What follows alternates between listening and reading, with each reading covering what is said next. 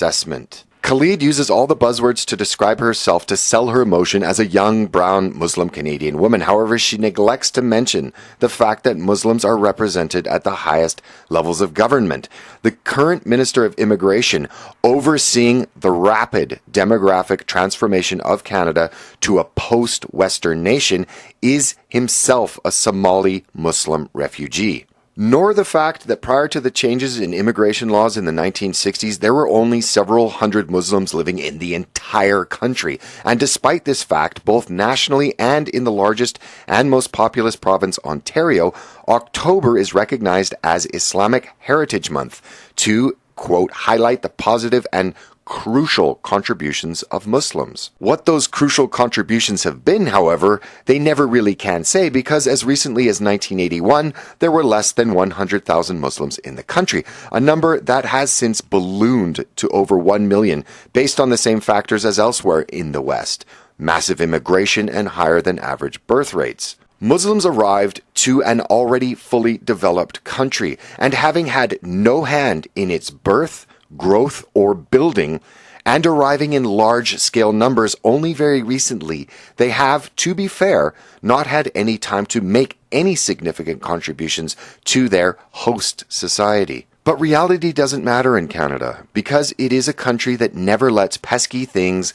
like facts and details get in the way of the narrative that the grand social experiment currently reshaping Canada is anything but wonderful. Getting back to Ms. Khalid, and it should be noted that her motion is not a binding law but a resolution, she says that she will rise today with my fellow Canadians to reject and condemn Islamophobia. Thus, I suppose she rejects those that have an irrational fear of the political doctrine of Islam. I'm not sure if she also rejects those who through experience have a rational fear of political Islam, but that's an aside. Either way, Miss Khalid has always been an advocate for her tribe in Canada.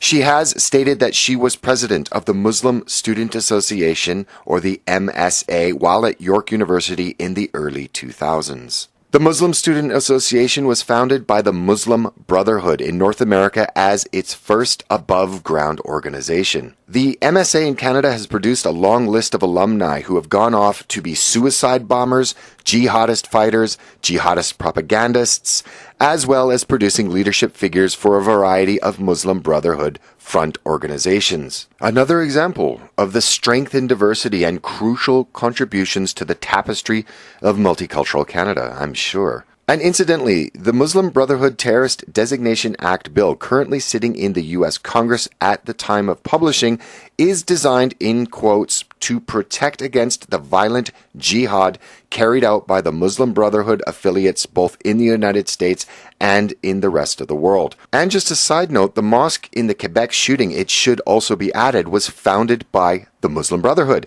and shown to have been funneling money to designated terrorist groups from at least 2001 to 2010. It's truly a testament to the entrenched cultural subversion in Western democracies today that a transparently engineered term such as Islamophobia can be enshrined in legislation while simultaneously undermining those values which have come to characterize Western civilization.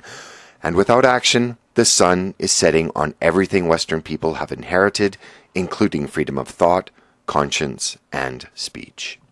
Thanks for watching. If you like this video, please consider subscribing and hit the notification bell. Also, find us on the usual social media and see our website, blackpigeonspeaks.com, for more and interesting information like this.